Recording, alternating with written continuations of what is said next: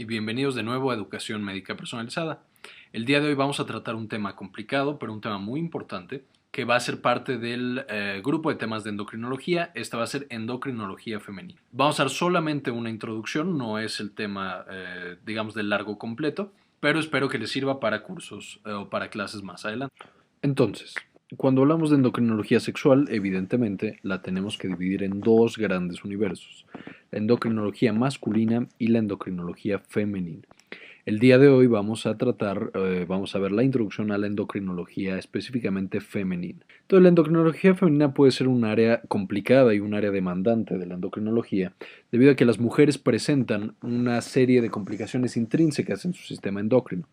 No solamente tiene una respuesta cíclica que varía cada mes, a diferencia de los hombres que no tiene una variación tan importante, sino que también tiene variaciones muy importantes en cuanto al periodo de la vida y puede incluso cambiar por nutrición y otros factores externos a la mujer. Si nosotros analizáramos la endocrinología masculina, como haremos más adelante, veremos que ésta se comporta de una manera clásica hablando de la endocrinología en general. O sea, todo empieza en el hipotálamo.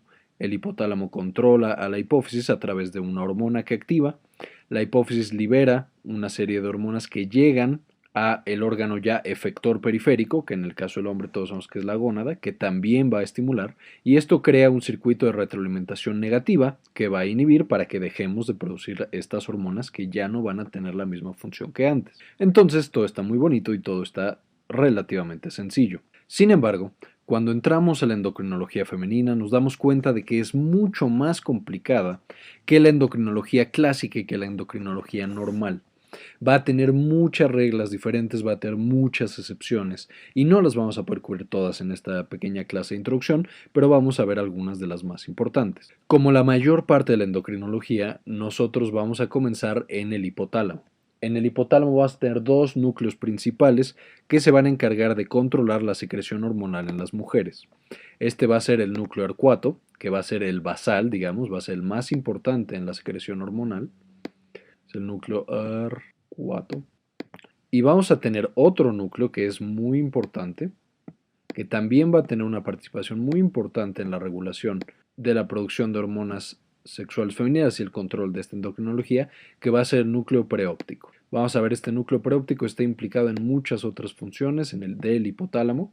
Preóptico, así lo voy a dejar. Pero estos dos núcleos van a ser los encargados de darle esta doble regulación en la mujer, que ahorita vamos a ver a más detalle. Entonces, de manera breve, el hipotálamo es activado el núcleo arcuato por diferentes partes de ya sea el sistema nervioso central o partes del cuerpo. Activan este núcleo arcuato y este núcleo arcuato empieza a liberar una sustancia llamada hormona liberadora de gonadotropina o GnRH.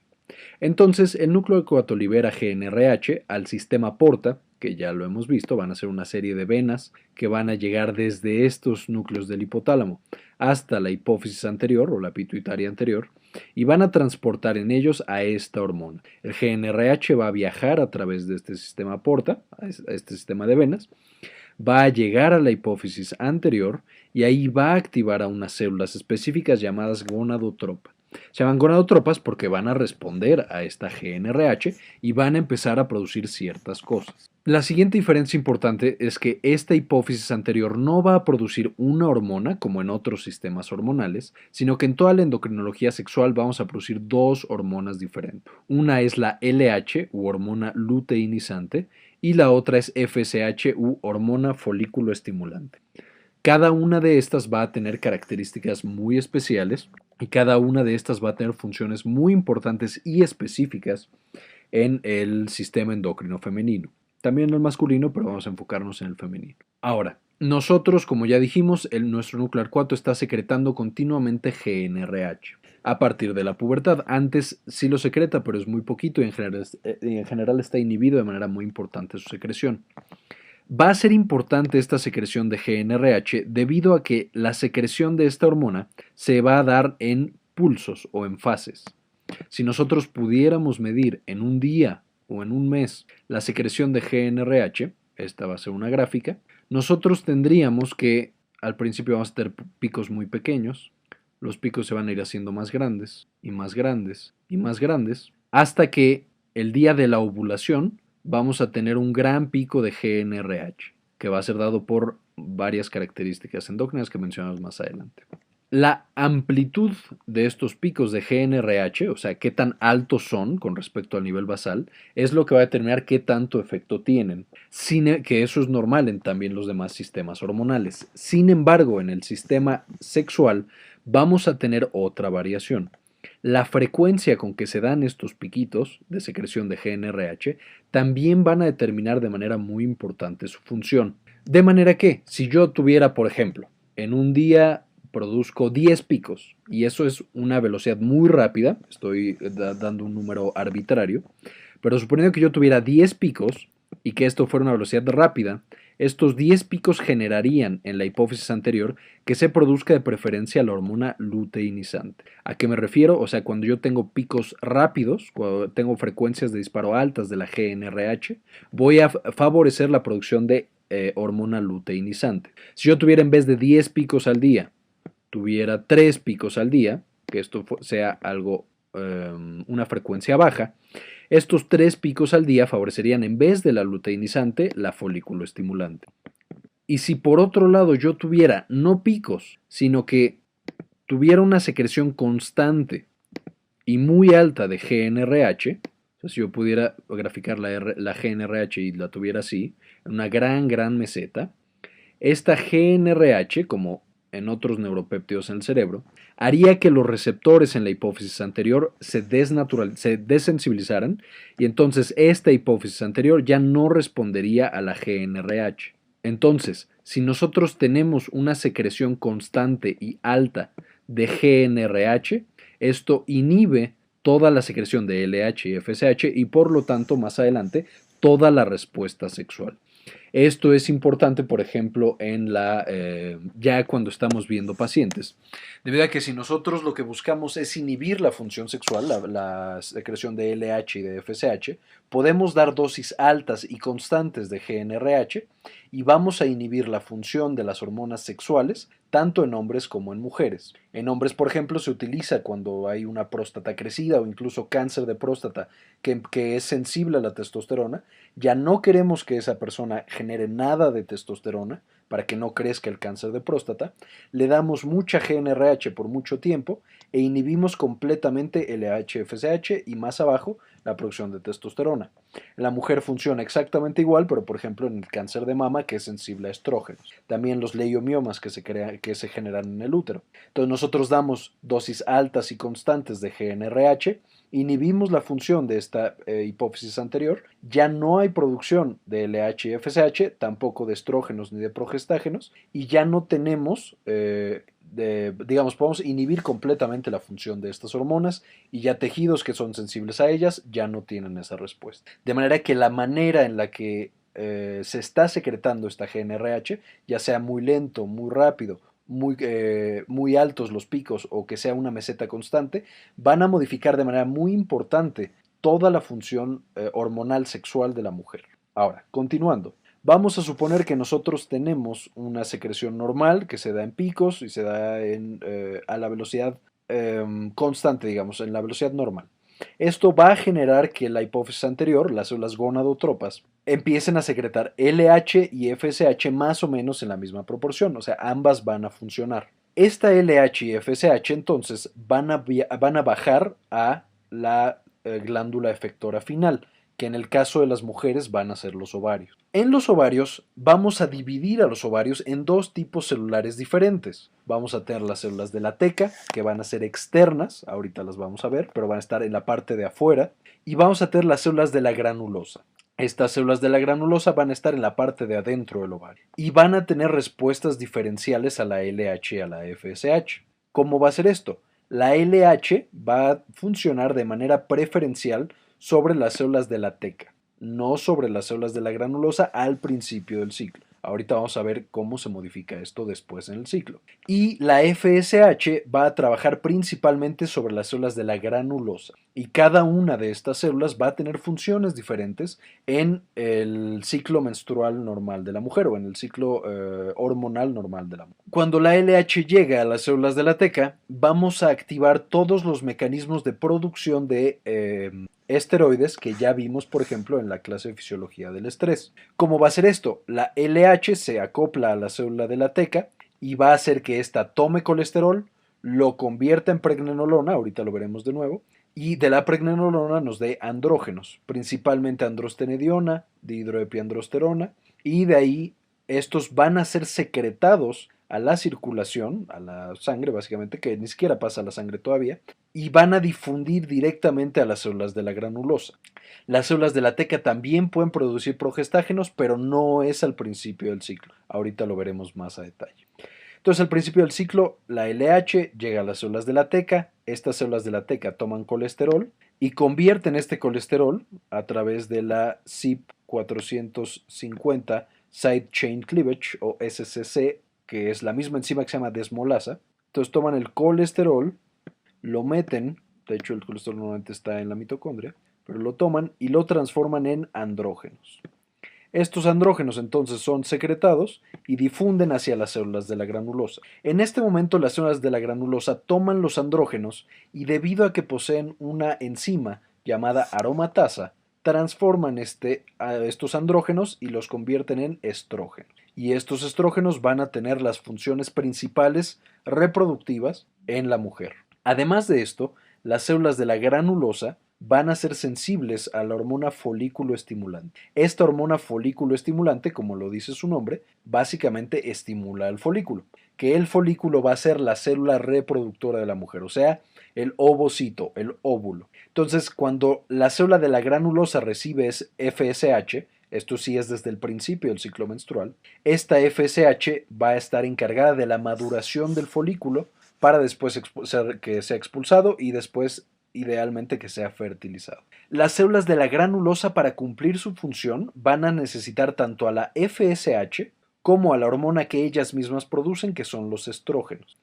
Entonces, una vez que la célula de la granulosa tiene FSH y tiene estrógenos, que produce gracias a los andrógenos que le da la célula de la teca, esta va a tener la maduración del folículo para después liberarlo y que se dé la fertilización, y aparte va a producir inhibinas y activinas. Estas inhibinas y activinas son las que se van a encargar en principio de la retroalimentación negativa. Las inhibinas y activinas, primero las inhibinas van a subir principalmente a la hipófisis y en la hipófisis van a estar encargadas de la retroalimentación negativa. Esto sí va a ser normal. Sin embargo, las células de la granulosa tienen la capacidad de producir también activinas, que las activinas, como dice su nombre, van a subir a la hipófisis anterior y van a estimular que ésta produzca más LH y FSH. ¿Qué determina que la célula de la granulosa produzca más inhibinas o activinas? Una gran cantidad de estímulos, principalmente la cantidad de folículo estimulante y la cantidad de estrógenos que está recibiendo la célula de la granulosa. Que de nuevo recuerden que los estrógenos son directamente dependientes de la función de las células de la teca. Además, una vez que la célula de la granulosa produjo los estrógenos, estos estrógenos van a viajar otra vez a la hipófisis anterior y van a inhibir o estimular su función, dependiendo del momento del ciclo. Y van a subir al hipotálamo y aquí también van a tener una retroalimentación positiva o una retroalimentación negativa. Al principio del ciclo, los estrógenos van a subir y van a activar directamente, o más bien van a actuar directamente sobre el núcleo arcuato, y en el núcleo arcuato van a causar una inhibición del mismo, de manera que van a causar una retroalimentación negativa. Es decir, ya tengo estrógenos, pues ya no necesito producir más estrógenos, apágate hipotálamo, ya no produzcas más núcleo arcuato, deja de trabajar. Y entonces empiezan a disminuir la cantidad de GnRH, de LH y de FSH. Y esto es de manera normal una retroalimentación negativa. Sin embargo, más o menos a la mitad del ciclo, los estrógenos, en vez de subir y actuar sobre el núcleo arcuato, activan directamente neuronas del núcleo preóptico. Y este núcleo preóptico con los estrógenos a ciertas dosis y por cierto tiempo van a tener un ciclo de retroalimentación positiva, no negativa. No vamos a ver a detalle esto, sin embargo hay unas neuronas muy importantes llamadas quispeptinas, o neuronas productoras de quispeptina, que también están muy implicadas en el inicio de la pubertad, y lo veremos más en la clase de pubertad. Pero estas quispeptinas directamente van a activar al núcleo preóptico y este núcleo preóptico va a permitir que se libere una gran cantidad de GNRH, con esto una gran cantidad y también GNRH muy rápido, o sea, cuando nosotros activamos por los estrógenos a estas quispeptinas, las quispeptinas activan al núcleo preóptico, el núcleo preóptico hace que liberemos mucha GNRH y de manera muy rápida, ¿verdad? Que estamos creando pulsos muy rápidos de GNRH. Esto, como ya vimos, va a llevar a que la hipófisis anterior produzca más bien LH, no tanto FSH, y va a llevar justamente a la mitad del ciclo a algo que se llama el pico de LH. Y este pico de LH va a ser el principal estímulo encargado de la ovulación. Y ahorita lo vamos a ver más a detalle. Por último, estos estrógenos que nosotros liberamos en la célula de la granulosa y que estamos liberando todo el periodo hormonal, o sea, desde la fase proliferativa, la fase lútea, todo lo estamos liberando estrógenos, van a viajar al cuerpo y al tracto reproductivo principalmente y van a preparar al útero y también a la mujer para la conducta reproductiva y para que se dé esa reproducción y ese embarazo que es toda la idea de la función sexual. Y entonces vamos a hacerle un acercamiento a este ovario. Y este es evidentemente un ovario. Cuando nosotros empezamos nuestro ciclo hormonal, vamos a tener un ovocito primario. El ovocito primario va a ser básicamente un óvulo que va a estar en el centro y alrededor va a tener una muy pequeña capa de células de la teca y de células de la granulosa. Conforme nosotros vamos estimulando con LH, o sea, nosotros tenemos esta célula y a esta célula, este ovocito primario, le está llegando todo el tiempo LH y FSH, primero en concentraciones muy pequeñas. Esta LH y FSH van a ir favoreciendo el desarrollo de este folículo, de este ovocito, FSH. Okay. La LH y la FSH van a llegar y van a empezar a estimular las células de la teca y a las células de la granula. Y va a empezar a madurar este folículo. La LH, como ya vimos, va a llegar, va a favorecer que las células de la teca produzcan andrógenos y después se produzcan estrógenos. Estos estrógenos van a ser un muy potente mitógeno, o sea, van a inducir la mitosis de la célula. De manera que si nosotros el día 1 de nuestro ciclo, o bueno, el día 6 de nuestro ciclo, que es cuando vuelve a empezar a madurar el folículo, tenemos una célula, esta va a ser una célula de la teca, y esta célula de la teca la bañamos con estrógenos que estamos produciendo a partir de la activación de la LH, entonces empezamos a tener una gran cantidad de estrógenos. Estos estrógenos, por mecanismos que ahorita vamos a ver, van a favorecer la mitosis de esta célula original. Entonces de repente vamos a tener dos, ya no es una, ahora son dos. Estas dos células de la teca también van a recibir el estímulo de la LH, también van a transformar andrógenos en estrógenos y entonces estos estrógenos van a ser más, van a favorecer la mitosis y vamos a tener ya 3 células de la teca. Y luego 4, y luego 5, y luego 6. De manera que empezamos con un folículo primario muy pequeñito, o un ovocito primario muy pequeñito, que van haciendo mitosis las células y se van haciendo más grandes estos folículos. No necesariamente por tamaño, sino por un aumento en la cantidad de células. De manera que empezamos con poquito y cada vez tenemos más. Además de esto, los estrógenos van a causar una diferenciación muy importante, de manera que vamos a tener ya muy claro cuáles son las células de la teca y cuáles son las células de la granulosa. Sigue creciendo, se desarrolla un folículo, cuando tiene un mayor número de células se le llama folículo secundario. Una vez que estas células de la granulosa empiezan a secretar un líquido y se crea algo llamado el antro dentro del folículo, ya es un folículo terciario, y cuando está a punto de reventar, cuando ya hay una gran cantidad de líquido y se va haciendo delgada la conexión del ovocito original con un poco de células de la granulosa, con el resto del folículo se le llama folículo de Graf. El folículo de Graf es un folículo que ya está completamente maduro, completamente desarrollado, y solo está esperando el pico de LH, que ahorita vamos a ver por qué se produce, para liberar al ovocito, que se libera solamente el ovocito secundario, y una vez que se ve el ovocito secundario es un óvulo con un poco de células de la granulosa alrededor. Ahora, uno pensaría, una vez que llegamos a este punto, pues ya se cumplió la misión. Salió el ovocito, este ovocito idealmente se fertilizará por un espermatozoide, la mujer quedará embarazada y el ciclo reproductivo se continuará. Sin embargo, todas estas células que dejamos aquí, que son todas las células de la teca y muchas de las células de la granulosa, ya uno pensaría que no tiene función. O sea, ya no sirven porque ya no están funcionando para que madure este ovocito primario. hacia un folículo de Graft. Sin embargo, estas células que se quedan, que tienen una gran capacidad para producir estrógenos y otros esteroides, porque lo han estado haciendo todo el mes, el cuerpo las va a utilizar para otro fin. Estas se van a transformar en el cuerpo lúteo. Se llama así, se llama cuerpo lúteo, el lúteo viene de amarillo. Y esto es porque en este momento se vascularizan, o sea, una gran cantidad de vasos sanguíneos empiezan a llegar para asegurar que estas células tengan todo lo que necesitan para seguir produciendo esteroides. Sin embargo, van a migrar o van a cambiar un poco el tipo de esteroides que van a producir. Entonces, empieza a llegar una gran cantidad de sangre y empieza a llegar una gran cantidad de lípidos.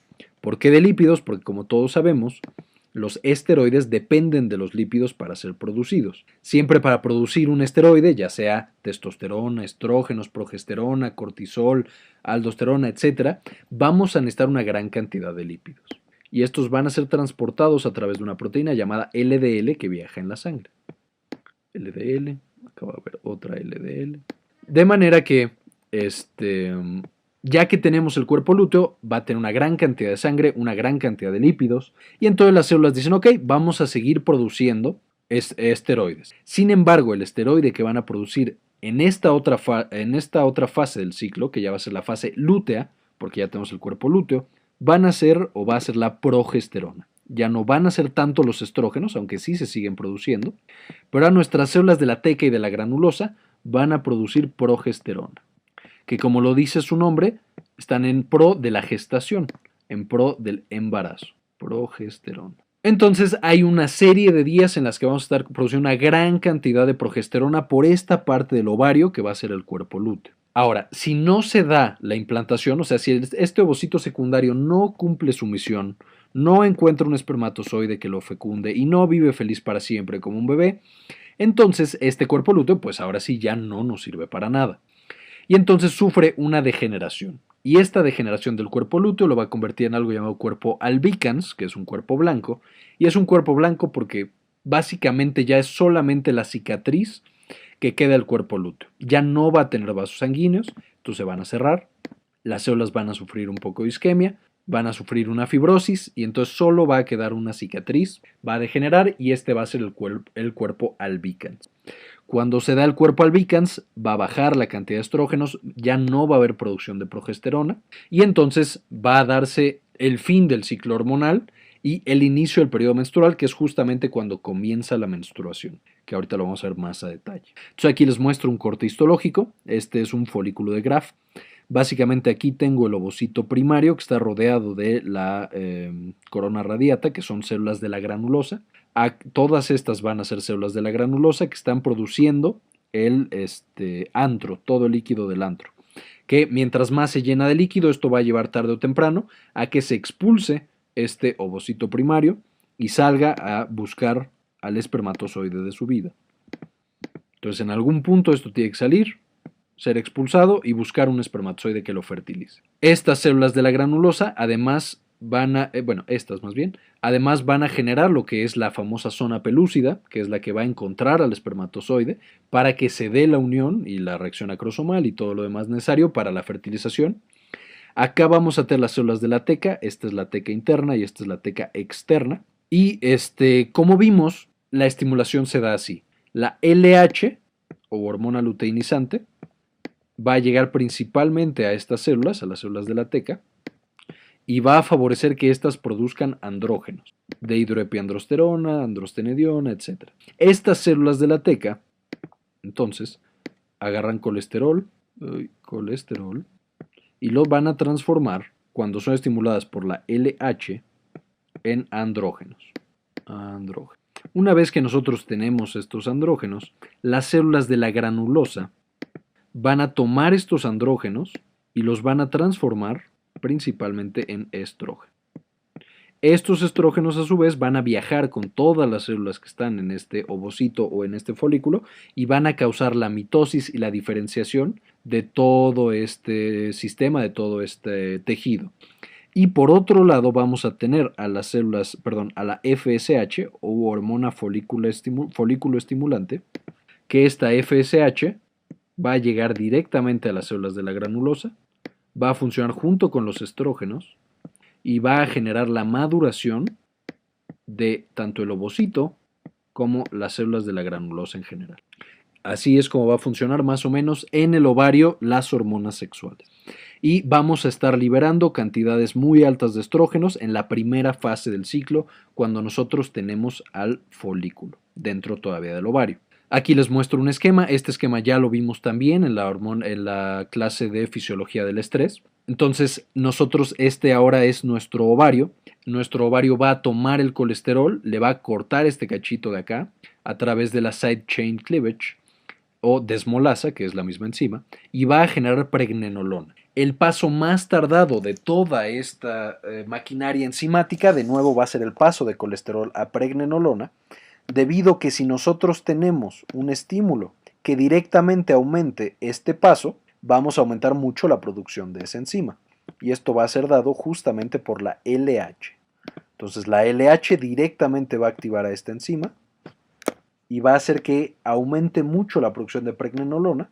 LH activa y aumenta mucho la cantidad de pregnenolona, y de ahí es muy rápido que nosotros pasemos hacia progesterona al final del ciclo, pero al principio del ciclo lo que va a suceder es que vamos a seguir esta línea de acá hasta androstenediona, de hidroepiandrosterona, que son nuestros andrógenos principales, y la testosterona también, y esto va a ser en las células de la teca. Entonces las células de la teca son estimuladas por la LH, producen pregnenolona, de ahí los andrógenos, hasta dehidroepiandrosterona, androstenediona y testosterona, y van a secretar estos andrógenos para que lleguen a las células de la granulosa.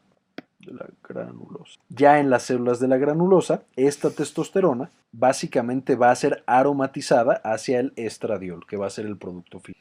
Otra cosa que le puede suceder a la aldosterona es a través de una reductasa ser transformada en dihidrotestosterona, que es como la testosterona pero mucho más poderosa. Lo normal es, si yo tengo una concentración normal, digamos saludable y fisiológica de testosterona, las células de la granulosa siempre pueden aromatizarla y convertirla en estradiol y continuar en el ciclo hormonal normal. Sin embargo, hay ciertas patologías que aumentan demasiado la cantidad de testosterona y esto inhibe a la aromatasa y activa a la reductasa de las células de la granulosa. De manera que las células de la granulosa ya no pueden aromatizar a los andrógenos, ya solo se convierten en dihidrotestosterona y entonces la mujer sufre una masculinización o virilización. Esta patología no la vamos a ver en esta clase, pero pensé en mencionarla, es el síndrome de ovario poliquístico. El síndrome de ovario poliquístico es yo tengo demasiada LH, demasiada producción de testosterona por mis células de la teca, de manera que mis células de la granulosa ya no la pueden aromatizar, la reducen a través de la reductasa y entonces ya no produzco estradiol, sino que empiezo a virilizarme porque tengo demasiados andrógenos. Ahora, ¿qué va a pasar con un paciente normal una vez que ya tiene los estrógenos ahí? Ya sea en el ovario o en general en su cuerpo. Los estrógenos, como ya lo vimos, son hormonas liposolubles porque vienen del colesterol, porque vienen de un lípido.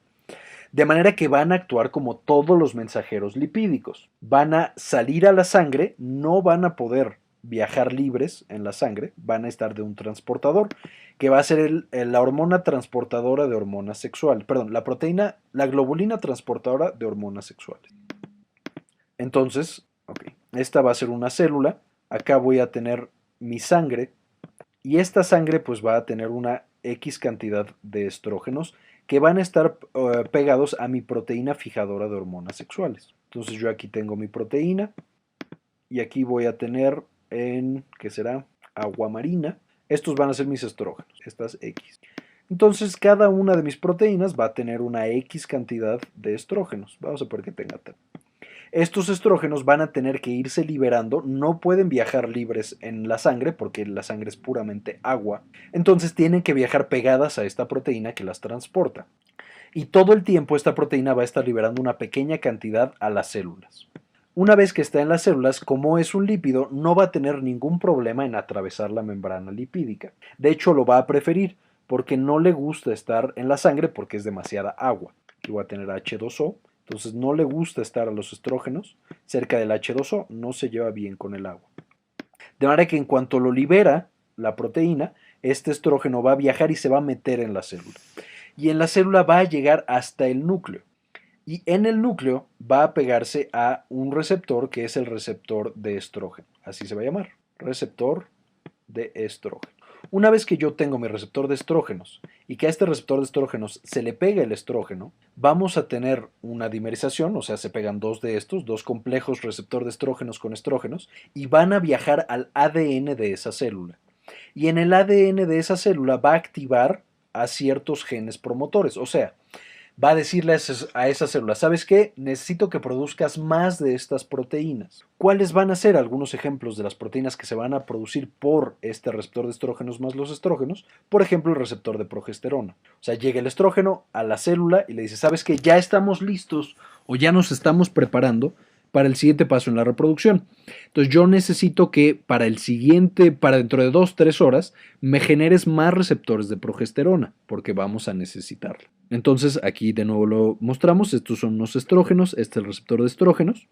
Una vez que se pegan estos dos, van a dimerizarse, o sea, van a pegarse con otro igual, y van a favorecer que ciertos genes se produzcan más y van a hacer que otros genes ya no se produzcan. ¿Cuáles van a ser las funciones de estos estrógenos en el cuerpo? Van a ser varias, entre las más importantes es primero, el desarrollo de los caracteres sexuales secundarios en la mujer, o sea, la voz delgadita, las caderas más anchas, el crecimiento de las mamas, el desarrollo de vello ginecoide y todas las características que definirían de manera exterior a una mujer como una mujer, que se adquieren durante la pubertad. Sin embargo, además de estas funciones que tienen los estrógenos, ya vimos que también generan mitosis y proliferación de las células del endometrio, de las células del folículo y también un poco en el tejido de la mama, que de hecho por esto es la razón por la cual los estrógenos pueden favorecer el cáncer de mama. Además va a tener ciertas funciones sobre el sistema nervioso central, que veremos en otra clase, pero en general favorecen la actividad cerebral, o sea, aumentan la excitabilidad,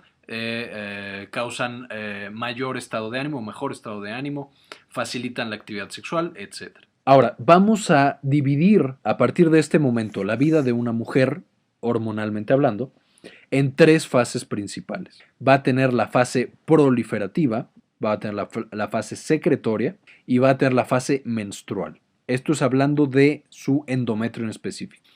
Y de las hormonas en general y del ovario, vamos a tener la fase en la que el folículo está dentro del ovario, que es la fase folicular, y el momento en el que sale este folículo y se crea el cuerpo lúteo y vamos a tener la fase lútea. Vamos a empezar con la menstruación. Entonces, esta mujer, por alguna razón, no tuvo la fertilización de su óvulo. Este óvulo va a ser perdido y entonces la mujer dice, bueno, pues no, ya no necesito mantener más mi endometrio. Este se muere, pues, y entonces empieza el periodo menstrual. Y reiniciamos el ciclo en este momento. Entonces empieza el día cero, que es el primer día de la menstruación. Más o menos dura 4 días el sangrado. 30 mililitros es como el promedio de sangrado que tiene una mujer normal. Puede tener más, puede tener menos, pero vamos a usar 30 mililitros porque es una cantidad ya establecida. A partir de este momento vamos a tener que este folículo primario va a empezar a desarrollarse. O sea, nosotros tenemos la LH, vamos a estar liberando LH todo el tiempo y vamos a estar también liberando cantidades de FSH.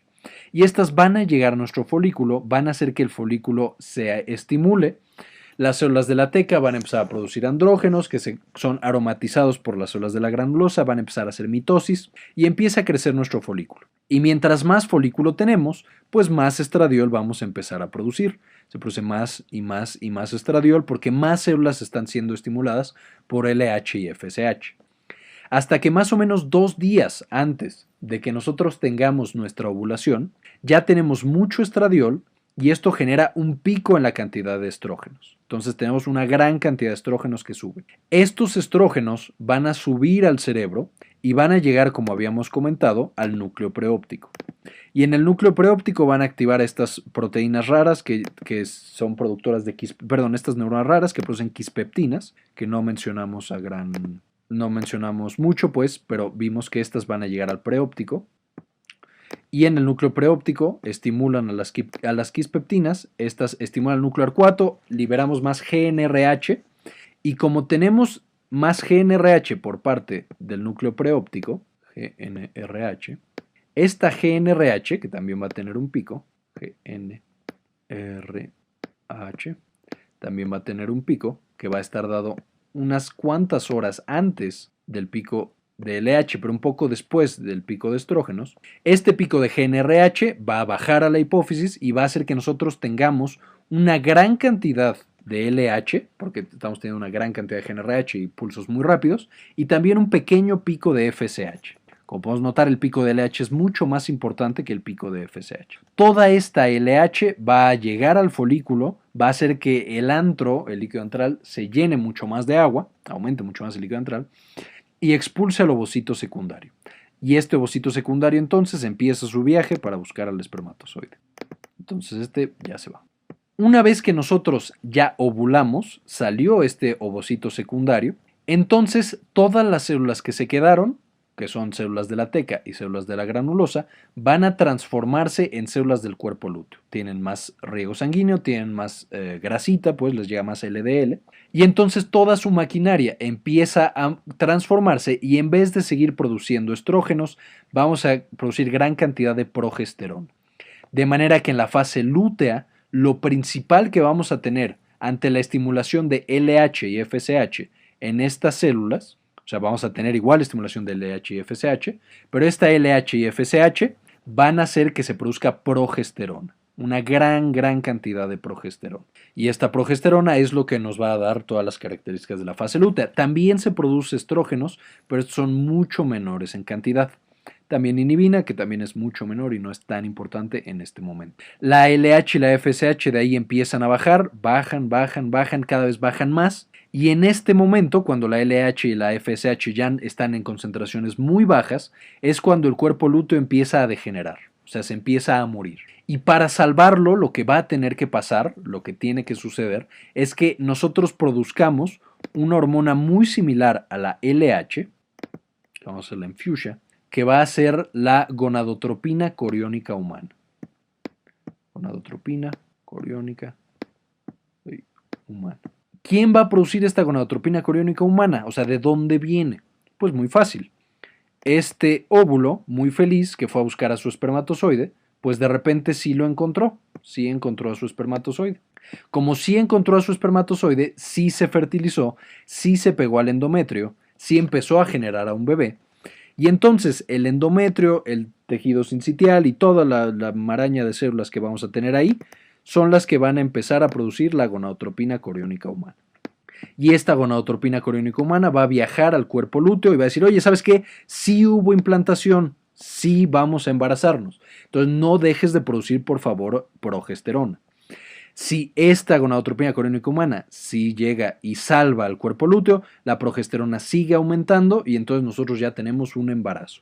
Si por alguna razón no hubo esta fertilización, no se produce gonadotropina coriónica humana, bajan los niveles de LH, no hay quien estimule al cuerpo lúteo, este degenera y muere. Y una vez que muere, por la falta de progesterona, el endometrio también va a morir, especialmente la parte funcional del endometrio. Aquí solo para que vean qué es lo que sucede con el endometrio. Igual al principio pues tuvimos nuestro periodo menstrual, más o menos 4 días como dijimos. De ahí, conforme empiezan a proliferar las células en el folículo por la cantidad de estrógenos que tenemos, que van aumentando, entonces también estos estrógenos van a llegar al endometrio y también van a hacer que estos proliferen y que también hagan mitosis. Recuerden que los estrógenos lo principal que hacen en todos lados es favorecer la mitosis. Entonces siguen haciendo mitosis y mitosis, cada vez tenemos más.